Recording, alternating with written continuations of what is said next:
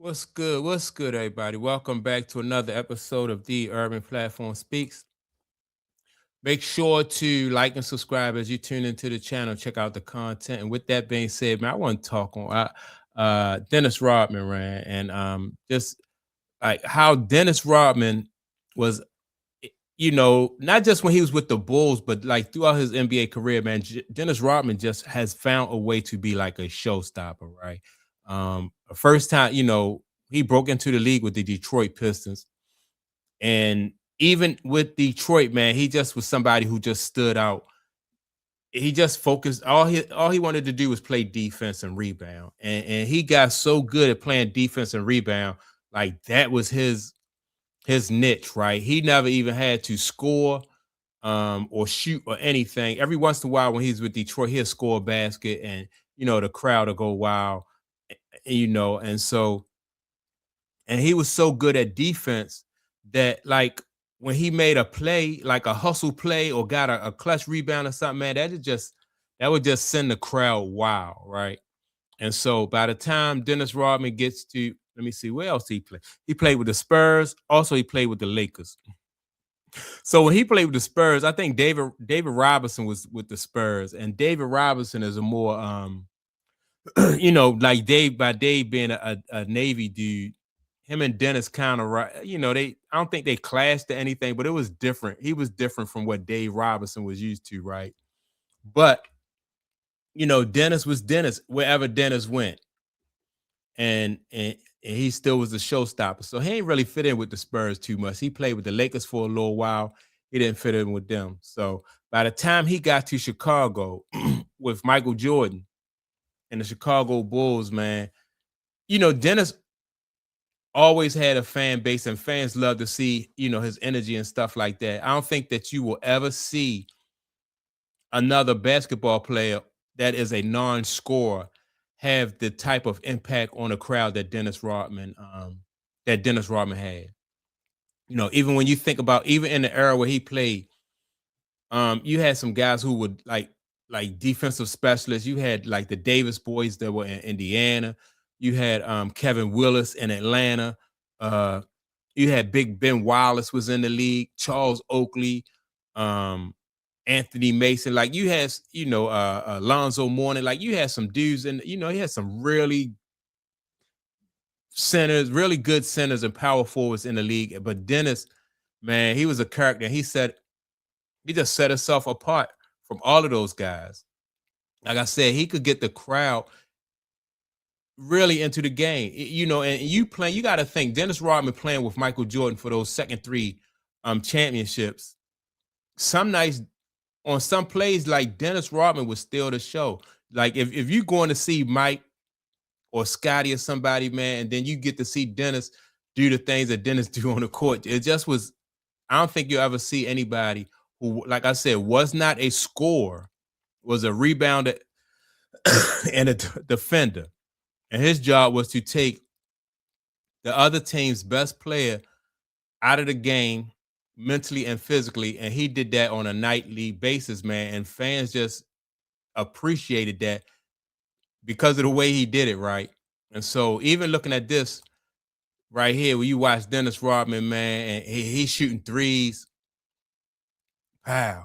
And look at how the bench just go crazy when Dennis shoot threes, and then you got the fans getting all into it. Here you go, he shoot another three. Wow. Man, I mean, whatever. Dennis just was a crazy dude, man. And like I said, he gonna pull this rebound back and go behind the 3-pointer. Now, I did title this like Dennis was deadly from 3-point, right? That's not true. Dennis, I think, shot like about 17% from 3-pointer. But when he did hit these 3-pointers, and if you look at his stroke, he had pretty good form on his jump shot. Look, he did a Steph Curry right there. Even before Steph Curry, I want to see if they show that again, man, because he shot the three, turned around and threw his hands up because he knew it was going from the very first. Even when he let it go, he just knew it was going. Dennis, man, he just was a showman. And you know, you got guys today that don't even want to play defense. you know, and he got the crowd into the game with just a hustle play or just defense. And then so when he did do stuff like this, Mike couldn't frown at him or say nothing. Scottie Pippen, nobody could say nothing. Like he'll shoot the ball maybe once or twice a game, you know. But when he did, you can't say nothing because of how he hustled. He had that green light. All right, we could put up with that. We're gonna give him that because watch he just throw his hands up even before the ball even before the ball even hit the rim, man. Just threw his hands up. But like I said, man, this guy plays so hard on defense that when he did shoot, Mike couldn't say nothing, Scotty couldn't say nothing, and then the crowd just went wild. And this just go to show that, man, people, it's more to the game than just scoring.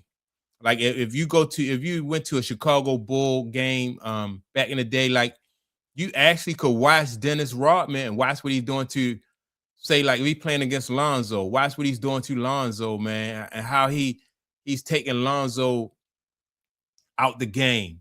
It's like a game within a game. Then he played against Karl Malone. You watch how he played against Karl Malone and how he took Karl Malone out the game, right?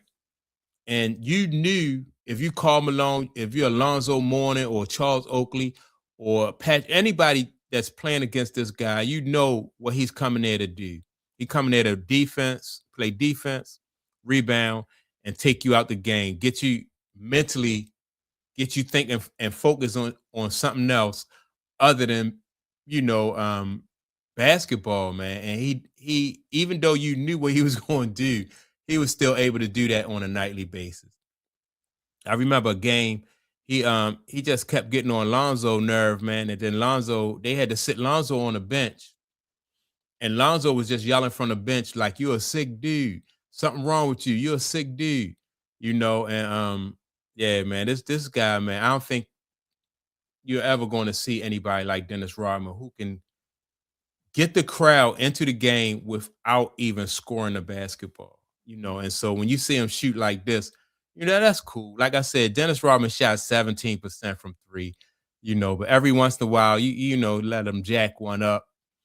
And if he hit it, man, like the crowd just gonna lose their mind. He gonna run down the sideline, high fiving people and stuff like that, man. That's just back when basketball was just entertaining. The fans understood what they was watching, man. When you watching Dennis Rodman, it's not just about somebody go down there and score and dunking on somebody. It was, it's just so much to enjoy as far as like basketball is concerned. When you watching basketball, it's more to it to enjoy than just scoring. And Dennis Rodman, I don't even know like what his stats were, like how many points he ended up with in his career, but that don't even matter, man, because let me see. I think Dennis Rodman got 5 championship rings. I don't know if I know he got 3 with Chicago, and maybe he got both of those rings when he was with Detroit. So he at least got 5 rings. I'm gonna look that up, but I know Dennis Rodman probably got about 5 championship rings, man. Um, I don't think he was with the Spurs or the Bulls when he definitely wasn't with the Spurs or the Lakers. He definitely was, with the Lakers when they started winning rings. But 'cause that was after he left at the Chicago, had went on their run. Then you got Shaq and Kobe in Chicago, right? But man, Dennis Rodman, I don't think you're gonna see nobody like this guy, man. And I know a lot of people try to compare what's the Draymond Green to Dennis Rodman, right? But and Draymond Green is excellent at what he do. But this guy right here, man, like and I think Draymond Green he definitely shoot the ball a lot more than what Dennis Rodman did, but a- and it's just different roles. I think Dennis is a better defender, you know. Both of them can be I don't know if people consider Dennis Rodman a dirty player. He was a nuisance. He was a pest more so than he was a dirty player, Sometimes people didn't like his tactics. Karl Malone, like I said, Alonzo Mourning didn't really like his tactics. But I don't know if you would consider Dennis Rodman a dirty player. he just was more of an annoyance, man, and he frustrated you because he would out hustle you. Very intelligent ball player. Like people don't really give Dennis Rodman credit for how intelligent he is as a basketball player, man. How knowledgeable he is, man. He knew how to stop different opponents, man. He knew what your strengths were. He knew what your weaknesses were, and yeah, man. Like very intelligent guy, man. And because of some of the antics that Dennis Rodman, some of his antics, people didn't give him credit for how intelligent he was, man. But yeah, man, it was to watch Dennis Rodman. That just was it was a good time. So that's my take on it. That's all I really had to say about Dennis Rodman. I just ran across that on my timeline. Somebody posted that on my timeline. I was like, man, this dude was crazy, man. He just was he stole the show a lot of times from, in my opinion, the greatest basketball player in history. He stole the show from Mike, man, a few times. Not every night, but a few, on a few occasions he stole the show. So that's my take on it. Make sure to like and subscribe to the channel. Also, don't forget to leave a comment. And with that being said, man, I'm gonna check y'all out in my next video. Peace.